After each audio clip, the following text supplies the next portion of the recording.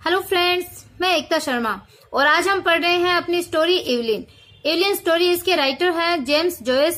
James Joy's जो कि एक आयरिश नॉवेलिस्ट हैं और जो 20th सेंचुरी है उस 20th सेंचुरी में ये सबसे फेमस लेखकों के अंदर या राइटर्स के अंदर इनका नाम आता है 20th सेंचुरी के अंदर।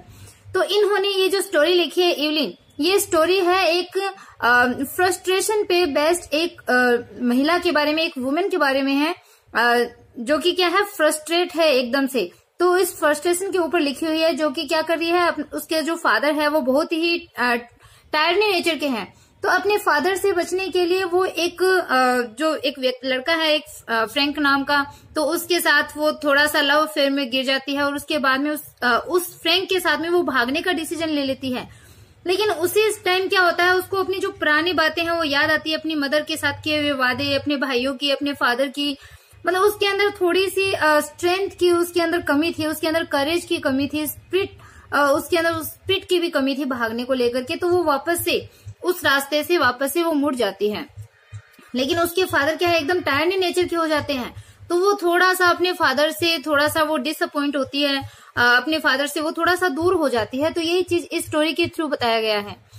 तो देखो हम पढ़ रहे हैं, थोड़ा सा देखो इस पेज के अंदर थोड़ी गड़बड़ सी हो रही है, तो आप अपनी बुक खोल के रखें। अपनी बुक में से आप जो मैं पढ़ा रही हूँ उसको भी थोड़ा समझने की कोशिश करें। She sat at the window, watching the evening invade the venue. तो देखो शी कौन, जो इवलिन है वो सेट यानी बैठी हुई है। कहाँ पे? एट द विंडो के पास, खिड़की के पास बैठी हुई थी। वॉचिंग देखते हुए, क्या देखते हुए? द इवनिंग यानी शाम को, इन्वेड यानी ढलते हुए। कहाँ पे? द एवेन्यू यहाँ पे चौड़ी सड़क के लिए है, एक ऐसी रोड जो कि बहुत ज्यादा चौड़ी हो, वाइड स्ट्रीट जिसको हम बोल सकते हैं। तो जो इवलिन है वो खिड़की के पास ढलती हुई शाम को, उस चौड़ी सड़क पे ढलती हुई शाम को देखते हुए वो खिड़की के पास इवलिन है वो बैठी हुई थी। Her head was leaned against the window curtains and in her nostrils was the odor of dusty cretonne.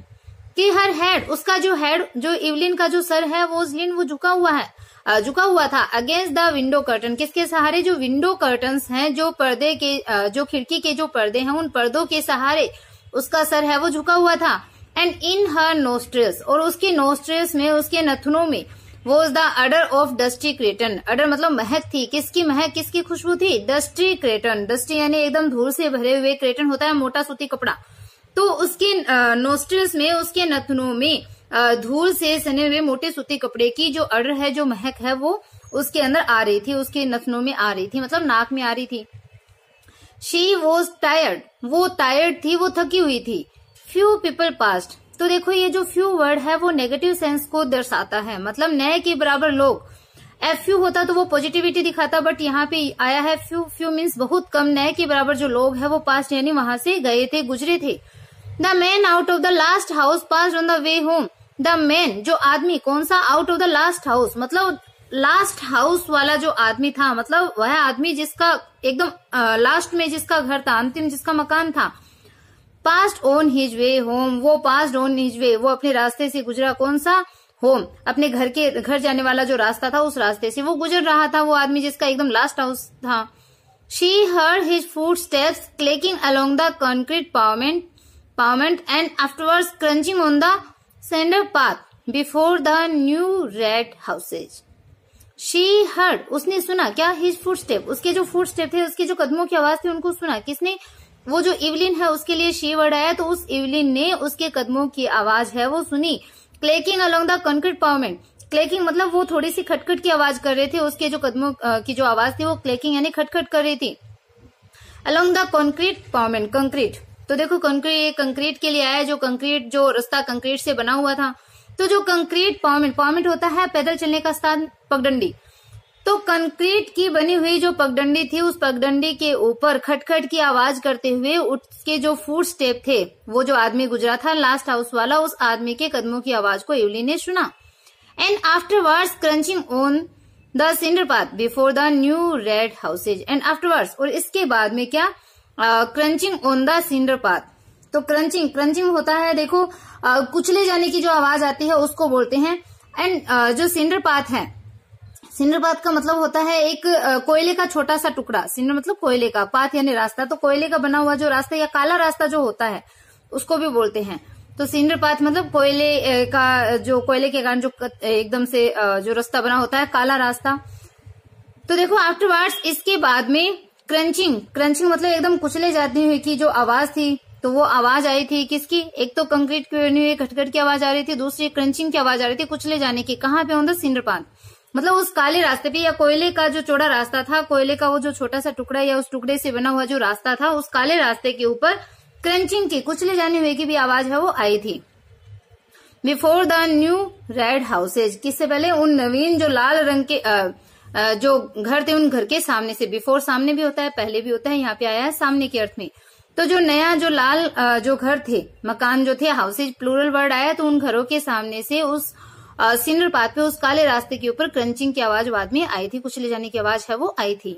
One time there used to be a field there in which they used to play every evening with other people's children, कि one time, एक समय, there used to be field there, कि वहां पे एक field हुआ करता था। एक मतलब पहले के टाइम की वो बात याद कर रही है, जो इवलिन है वो याद कर रही है कि पहले यहाँ पे एक फील्ड हुआ करता था, एक मैदान हुआ करता था। इन which they use to play, जहां पे वो प्ले यानी खेला करते थे। यूज टू मतलब आदि हुआ करते थे, पास्ट की कोई हैबिट है उसके लिए यूज टू वर्ड आता है। तो वहां पे वो खेलते थे एवरी इवनिंग, प्रत्येक शाम को, विद अदर पीपल्स चिल्ड्रन, मतलब दूसरे लोगों के बच्चों के साथ में प्रत्येक इवनिंग को, प्रत्येक शाम को वो लोग खेला करते थे। तो एक मैदान वहां पे हुआ करता था। Then a man from Belfast bought the field and built houses in it, not like their little brown houses but bright brick houses with shining roofs. तो देखो, देन फिर अ मैन फ्रॉम बेलफास्ट, तो Belfast का जो एक आदमी था, तो उसके बाद में बता रहे हैं कि बेलफास्ट जो कि एक सिटी का नेम है, तो बेलफास्ट के एक आदमी ने उस फील्ड को, उस मैदान को खरीद लिया था। And built houses in it, और इसके अंदर बिल्ट हाउसेज मतलब घर बना दिए थे, हाउस बना दिए थे। Not like their little brown houses, not like किसके समान नहीं थे? वो जो घर है वो उनके जैसे छोटे भूरे घरों के जैसे नहीं थे, बट लेकिन bright brick houses with shining roof वाले चमकती हुई जो छतें थी, उन छतों के साथ चमकीली ईंटों के घर है वो उनके घर बने थे उस फील्ड के अंदर।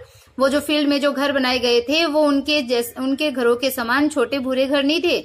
वो घर कैसे थे? चमकीली छतों के साथ में एकदम ब्राइट ईंटों के बने हुए मकान है वो उन्होंने बनाए थे।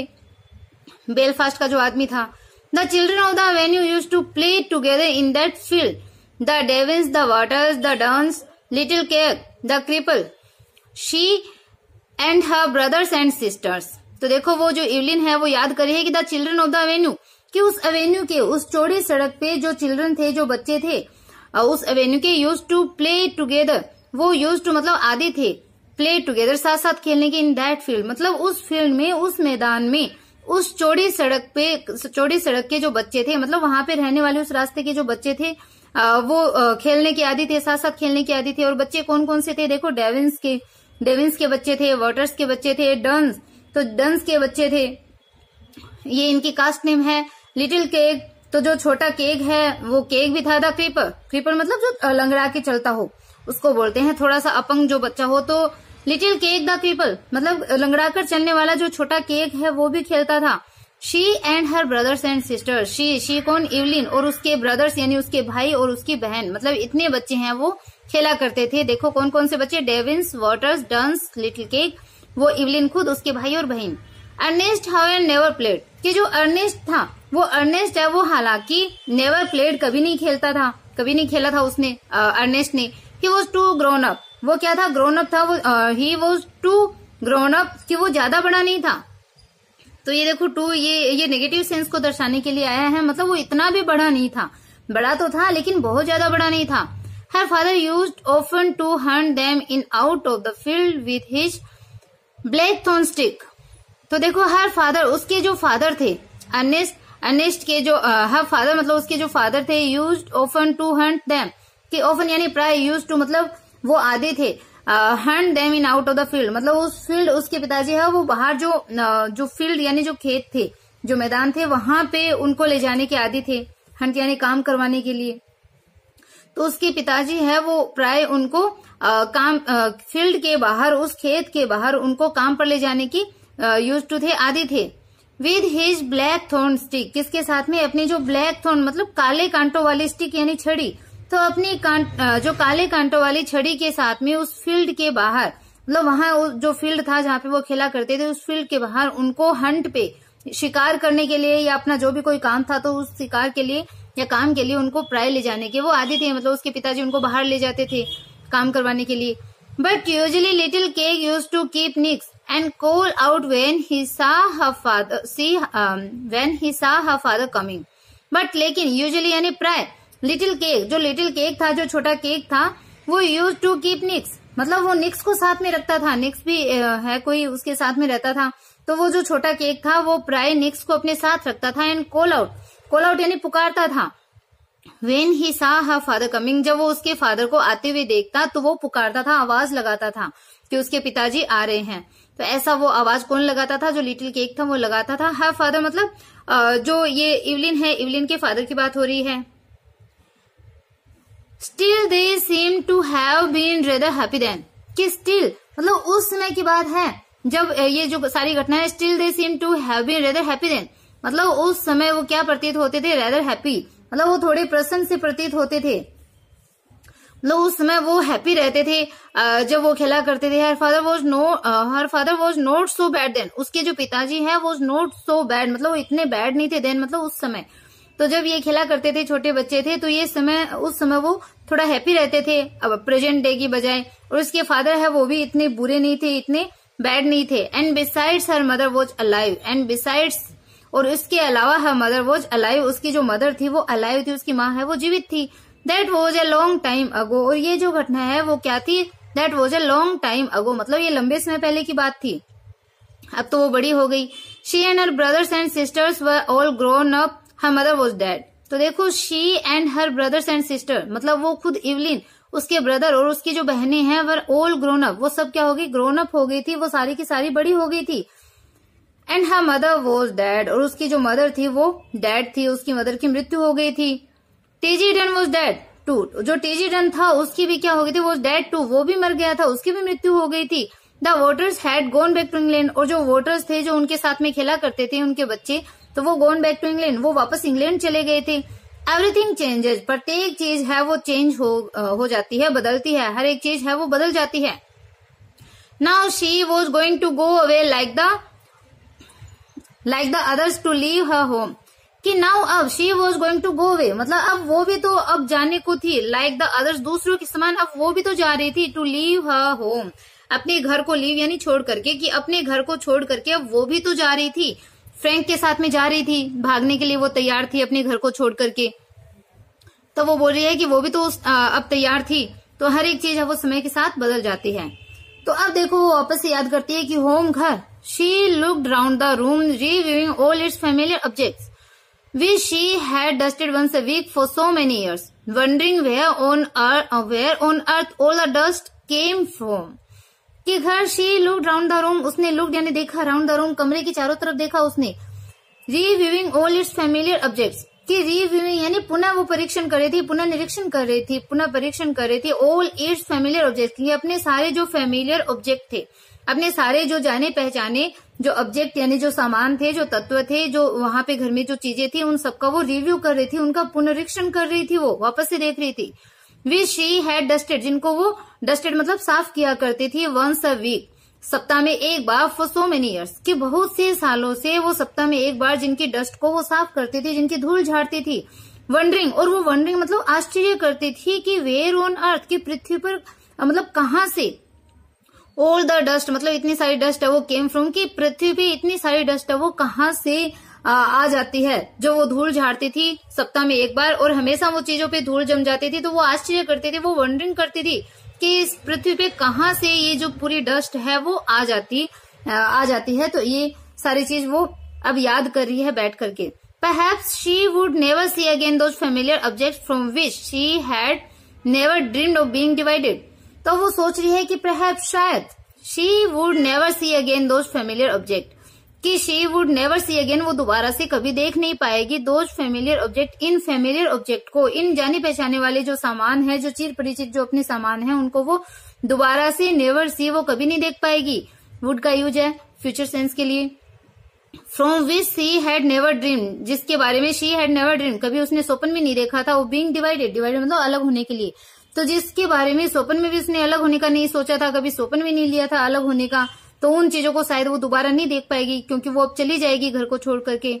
And yet during all those years she had never found out the name of the priest whose yellowish photograph hung on the wall above the broken harmonium beside the colored print of the premises made to blessed Margaret Mary Alacoque।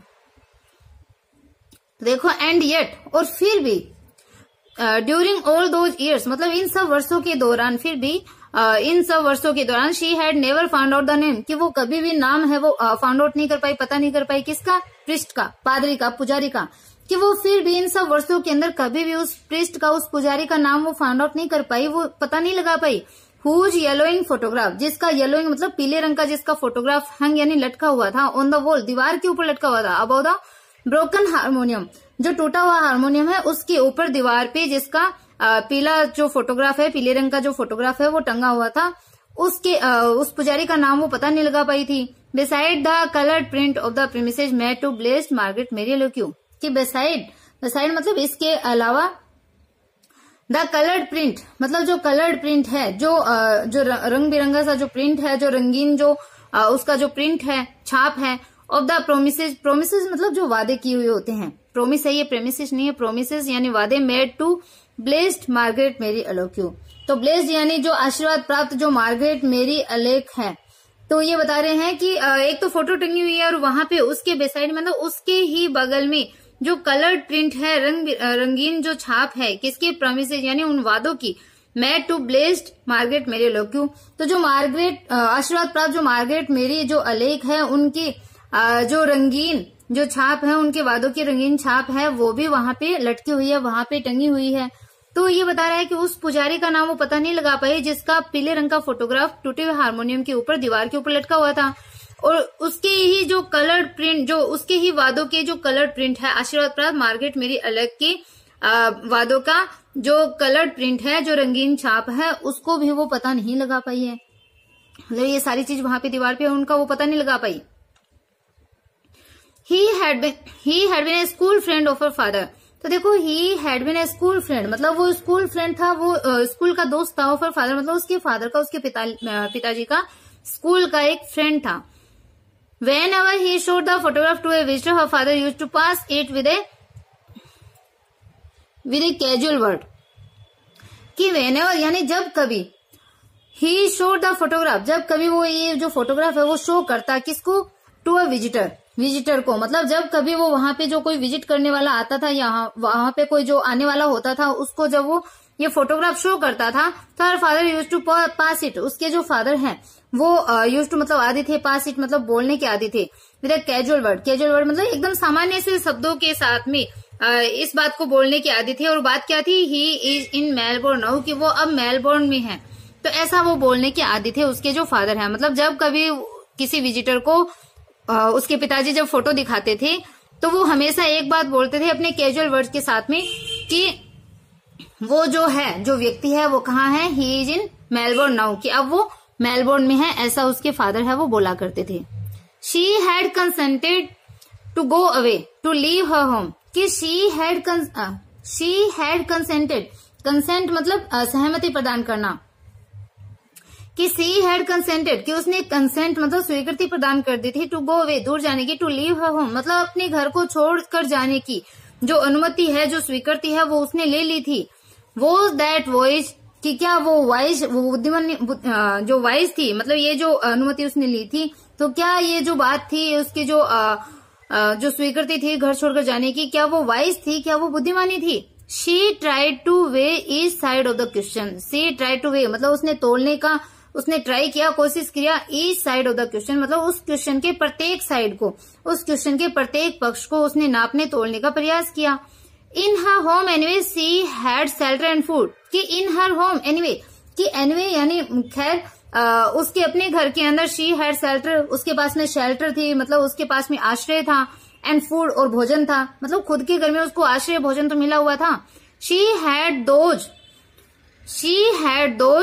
whom she had known all her life about her, कि she had those मतलब उसके पास में वो लोग थे, whom she had known जिसको वो जानती थी, all her life about her मतलब अपने जीवन, अपने संपूर्ण जीवन में अपने सारे जीवन में जिन लोगों को वो जानती थी उन सबको वो अपने पास में रखती थी। मतलब इतने समय जिस घर में वो रह रही है वहां पे उसके जाने पहचाने वाले लोग थे। Of course she had to work hard, कि ऑफकोर्स वास्तव में she had to work hard, मतलब उसको कठिन जो वर्क हार्ड करना पड़ा था, कठिन मेहनत करनी पड़ी थी उसको। Both in the house and at business, दोनों जगह, कहाँ, घर में भी और बिजनेस में भी, काम में भी, मतलब वो काम में भी लगी हुई थी तो उन दोनों जगह उसको कठिन वर्क करना पड़ा था। What would they say of her in the stores when they found out that she had ran away with a fellow?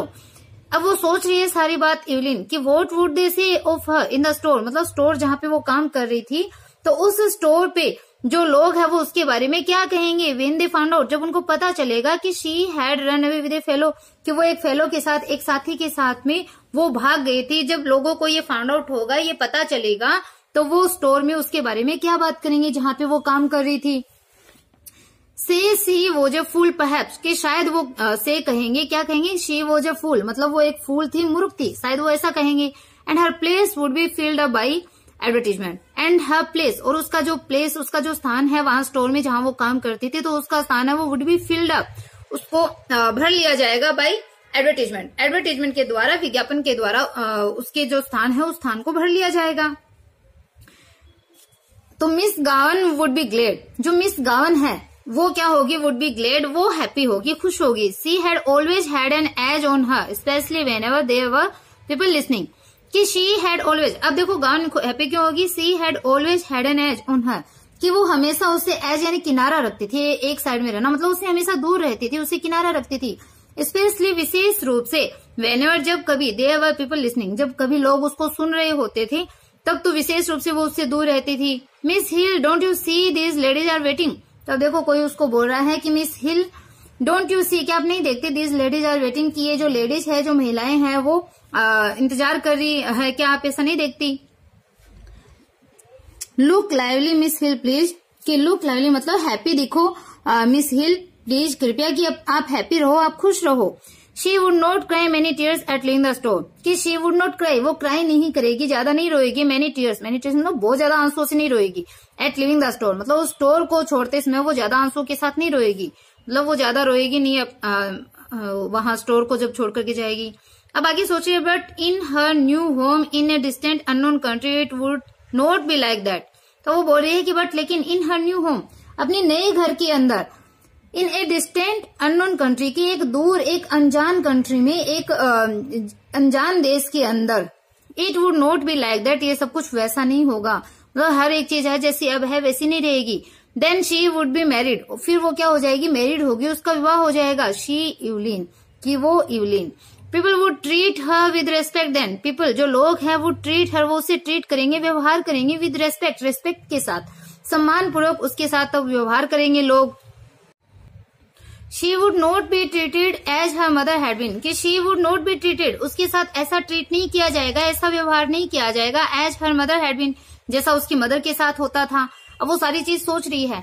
Even now दो she was over 19 she sometimes felt herself in danger of her father's violence, कि even now, यहाँ तक कि अब भी, दो she was over 19, कि यद्यपि वो 19 से ऊपर थी, 19 वर्ष से ऊपर की थी, सी समटाइम्स फेल्ट, कि वो कभी कभी फेल्ट यानी महसूस करती थी, हरसेल्फ अपने आप को, इन डेंजर खतरे में, इन फादर्स वायलेंस, कि अपने फादर की वायलेंस के कारण, अपने फादर की हिंसा की वजह से वो अपने आप को अभी भी डेंजर में फील करती थी, खतरे में महसूस करती थी।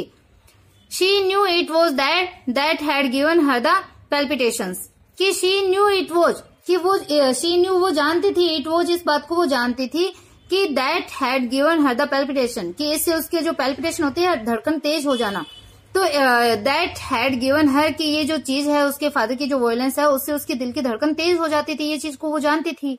When they were growing up, he had never gone for her like he used to go for Harry and Ernest because she was a girl. कि when जब they were grown up, कि वो जब बड़े हो रहे थे, तो he had never gone for her, तो वो कभी भी उसके प्रति मतलब इस प्रकार से नहीं गया था या ऐसा कोई व्यवहार नहीं किया था। like he used to go for Harry and Ernest, मतलब जैसा व्यवहार वो हैरी और अर्नेस्ट के साथ में करता था, उसके जो फादर थे, तो जैसा व्यवहार हैरी और अर्नेस्ट के साथ करते थे, जिस प्रकार से वो हैरी और अर्नेस्ट के पास में जाते थे, उसके फादर कैसे भी किसी भी तरीके से उसके पास कभी नहीं गए, उस टाइप से हैरी और अर्नेस्ट की तरह। ये जो दोनों हैं ये उसके भाई हैं। Because she was a girl, क्यों, क्योंकि वो एक लड़की थी। बट लेकिन latterly he had begun to threaten her, but लेकिन लेटरली बाद में he had begun to threaten her, उसने उसको थ्रेटन यानी धमकाना शुरू कर दिया था। एंड से और कहता था ये कहता कि what he would do to her only for her dead mother से, और क्या कहता था कि what he would do to her, कि जो कुछ भी वो उसके लिए करेगा ओनली फॉर हर मदर से, कि केवल वो उसकी जो डेड मदर से, मतलब उसकी मृत जो माँ है, केवल उस मृत माता के लिए ही वो सारी चीज है वो करता है। जो कुछ भी वो उसके साथ में कर रहा था तो वो सारी चीज उसकी डेड मदर के लिए ही कर रहा है, ऐसा वो बोला उसने। And now she had nobody to protect her, and now और अब शी हैड नोबडी, उसके पास कोई नहीं था, टू प्रोटेक्ट हर मतलब उसको प्रोटेक्ट करने के लिए, उसकी रक्षा करने के लिए कोई भी नहीं था। अर्नेस्ट वॉज डेड, अर्नेस्ट वो डेड मतलब उसकी मृत्यु हो गई थी। And Harry who was in the church decorating business was nearly always down somewhere in the country, और जो हैरी अर्नेस्ट जो उसका भाई था, अर्नेस्ट जो था उसकी मृत्यु हो गई थी। एंड हैरी और जो हैरी था who was in church decorating business, जो कि चर्च को डेकोरेट करने का बिजनेस करता था। हैरी जो कि उसका ब्रदर था, जो कि चर्च को सजाने का काम करता था, उसको डेकोरेट करने का कार्य करता था। was nearly always down, वो nearly मतलब लगभग कहाँ रहता था, समवेयर इन द कंट्री, कि down somewhere in the country, की कंट्री में इस क्षेत्र में कहीं पर किसी डाउन जगह पे रहता था, किसी नीचे की जगह पे रहता था, नीचे की ओर रहता था। Besides the invariable squabble for money on Saturday night had begun to weary her unspeakably, तो बिसाइड्स मतलब इसके अलावा जो इनवेरिएबली स्क्रेबल फॉर मनी, जो invariable squabble for money on Saturday night मतलब सैटरडे नाइट को जो शनिवार की रात्रि को इनवेरिएबल मतलब जो अपरिवर्तनीय रूप से, या जो नेसेसरी जो स्क्वेबल होता है झगड़ा होना फॉर मनी धन के लिए, तो ये बता रही है कि इसके अलावा शनिवार की रात्रि को जो धन के लिए जो एक जरूरी नेसेसरी आवश्यक जो छोटा मोटा झगड़ा होता था, हैड बिगन टू वेरी हर, वो उसको थकाना शुरू कर देता था। अनस्पीकेबली मतलब उसको एकदम अनस्पीकेबल कर देता था, बिना बोले ही उसको कुछ बोले बिना ही उसको थकाना शुरू कर देता था। मतलब हर शनिवार की रात्रि को पैसे के लिए घर में छोटा मोटा झगड़ा है वो होता था। She always gave her entire wages 7 shillings and Harry always spent up what he could, but the trouble was to get any money from her father. तो देखो she always gave her entire wage, कि वो अपना जो पूरा जो veg यानी पूरा जो उसको पैसा मिलता था, जो धन मिलता था, जो उसको मतलब जो उसकी कमाई थी, और कमाई कितनी थी 7 shilling की थी, 7 shilling की थी, तो वो अपना जो पूरा जो 7 shilling का जो अपना पूरा जो वेज था, जो तनख्वाह थी उसकी, वो गेव हर मतलब वो दे देती थी, अपनी पूरी तनख्वाह को दे देती थी अपने फादर को। And Harry always spent up, और हैरी है वो हमेशा स्पेंट अप मतलब खर्च कर देता था, वोट ही कुड जो कुछ भी उसके पास में होता था हैरी उसको खर्च कर देता था। बट लेकिन the trouble was to get any money from her father, लेकिन ट्रबल क्या थी, समस्या ये थी कि अपने फादर से थोड़ा सा भी धन है वो प्राप्त कर पाना, ये समस्या थी। He said she used to squander the money, तो वो क्या कहता था कि सी यूज्ड टू मतलब वो आदि थी स्क्वेंडर द मनी मतलब मनी को स्क्वेंडर होता है बर्बाद करना, तो वो धन को बर्बाद करने की आदि थी, ऐसा वो बोलता था। उसका फादर बोलता था कि इवलिन है वो हमेशा धन को बर्बाद कर देती थी, धन बर्बाद करने की आदत थी उसकी। That she had know had, क्यों उसके पास में कोई हैड नहीं था, उसके पास में कोई सोच नहीं थी। That he wasn't going to give her his hard-earned money to throw about the streets, and much more for he was usually fairly bad on Saturday nights. तो देखो और क्या बोलता था कि she had no head मतलब उसके पास में कोई हेड नहीं है, कोई सोच नहीं है। That he wasn't going to give her, कि वो उसको नहीं देने जा रहा है his hard-earned money, की अपनी hard-earned money मतलब मेहनत करके कमाया गया जो धन है, कठोर कमाई का जो धन था, उसको to throw फेंकने about the street मतलब गली के अंदर फेंकने के लिए, उसके जो कठिन परिश्रम से कमाया गया धन है वो उसको देने के लिए वो नहीं जा रहा, मतलब वो बिल्कुल भी धन उसको नहीं देगा गलियों में फेंकने के लिए। एंड मच मोर, और इससे भी अधिक क्योंकि इससे भी अधिक for he was usually Fairlie bad on Saturday night, वो सैटरडे नाइट को आमतौर पे क्या होता था, शनिवार की रात्रि को वो फेयरली बैड मतलब बहुत ही ज्यादा बुरा होता था। In the end, he would give her the money and ask her had she any intention of buying Sunday's dinner. In the end, और अंत में क्या होता, in the end अंत में he would give her the money, वो उसको money देगा मतलब उसको देता था धन देगा। and ask her, और उससे कहेगा had she and ask her, और उससे कहेगा had she any intention, कि क्या वो कोई इंटेंशन इरादा रखती थी वो buying Sunday's dinner, कि संडे के डिनर को संडे को यानी रविवार के दिन डिनर करने के लिए, डिनर को खरीदने के लिए मतलब खाना बनाने के लिए, रात्रि भोजन का खाना बनाने का उसका क्या कोई इरादा था। ऐसा वो उसको बोलता। पहले तो धन नहीं देता, टाइम पे उसको धन देता और फिर उसको बोलता कि संडे डिनर को खरीदने का क्या उसका कोई इरादा है, ऐसा वो उसको बोलता था। Then she had to rush out as quickly as she could and do her marketing, holding her black leather purse tightly in her hand as she elbowed her way through the crowds and returning home late under her load of provisions. तो देखो फिर क्या होता है, then फिर she had to rush out, उसको तेजी से भागना होता है, as quickly as she could, मतलब जितनी क्विकली, जितनी शीघ्रतापूर्वक वो कर पाती थी उतनी शीघ्रतापूर्वक उसको दौड़ना पड़ता था। एंड डू हर मार्केटिंग, और अपनी मार्केटिंग करनी होती थी, अपनी खरीदारी करनी होती थी। होल्डिंग हर ब्लैक लेदर पर्स टाइटली इन हर हैंड, अपने हाथों में अपने ब्लैक लेदर पर्स को एकदम टाइटली मजबूती से, होल्डिंग यानी पकड़े हुए, as she elbowed her way through the crowd, और वो अपनी एल्बोड मतलब अपनी जो कोहनी है उस कोहनी को मार करके वो अपना उस जो क्राउड्स थी, जो भीड़ थी, उसके बीच में से वो रास्ता बनाते हुए वो अपने हाथ में वो अपने ब्लैक लेदर पर्स को एकदम टाइटली पकड़े हुए अपनी मार्केटिंग करती थी। एंड रिटर्निंग होम लेट, और वो लेट है वो घर लौटती थी, under her load of provision, मतलब जो प्रोविजन यानी जो सामान था उन सामान के लोड को उठाए हुए वो वापस लौटती थी। She had hard work to keep the house together and to see that the 2 young children who had been left to her charge went to school regularly and note their meals regularly. कि she had hard work to keep the house together, मतलब अपने घर को together यानी साथ साथ रखने के लिए उसको कठोर मेहनत करनी पड़ती थी। एंड टू सी, और साथ में उसको देखना होता था, दैट द 2 young children, उन 2 young children को, छोटे बच्चों की देखभाल भी वो करती थी, उनका ध्यान भी रखना पड़ता था। Who had been left to her charge went to school regularly, कि who had been left to her charge, तो जिसके ऊपर चार्ज मतलब जिम्मेदारी छोड़ी गई थी, टू स्कूल रेगुलरली, कि जिनको नियमित रूप से स्कूल छोड़े जाने की जिम्मेदारी है वो उसके ऊपर रखी हुई थी। तो वो ये देखते थे कि वो लोग नियमित रूप से स्कूल जा रहे थे या नहीं जा रहे थे। And got their meals regularly, और वो क्या रेगुलरली यानी नियमित रूप से अपना भोजन भी क्या वो कर रहे थे। तो ये सारा काम भी उसको, इवलिन को करना होता था, मतलब वो घर का ध्यान भी रखती थी, खाना भी बनाती थी, स्टोर पे काम करने के लिए जाती थी, बच्चों का ध्यान रखती थी, उनको स्कूल भेजती थी, उनको खाना खिलाती थी। इट वॉज हार्ड वर्क, की एक हार्ड वर्क था, हार्ड लाइफ, एक हार्ड लाइफ थी, एक कठोर जीवन था। बट लेकिन now that she was about to leave it, she did not find it a wholly undesirable life, कि अब क्या था, बट नाउ, लेकिन अब, that she was about to leave it, कि अब वो इन सबको छोड़ने ही वाली थी। अबाउट टू यानी कोई काम जब करने वाला हो तो लीव यानी छोड़ना, तो अब जब ये इन सब चीजों को छोड़ने ही वाली थी, she did not find it, तो उसने इन सबको नहीं पाया था क्या, अ होली अनडिजायरेबल लाइफ, कि उसने इस जीवन को इतना अवांछनीय, अनडिजायरेबल यानी अवांछनीय जीवन है वो इसको नहीं पाया था। तो उसने ये नहीं पाया था कि उसका ये जो जीवन है वो अनडिजायरेबल था, उसका ये जो जीवन है वो अवांछनीय था, उसको ऐसा नहीं लगा था। तो आई होप आपको इतना जो चैप्टर है वो समझ में आया है। नेक्स्ट हम अगली वीडियो में कल करेंगे। अगर आपको वीडियो पसंद आया, पढ़ाया हो, अच्छा लगा है, देन चैनल को लाइक सब्सक्राइब करना बिल्कुल ना भूले, ज्यादा से ज्यादा अपने फ्रेंड के पास शेयर कीजिए। Okay, bye, have a nice day.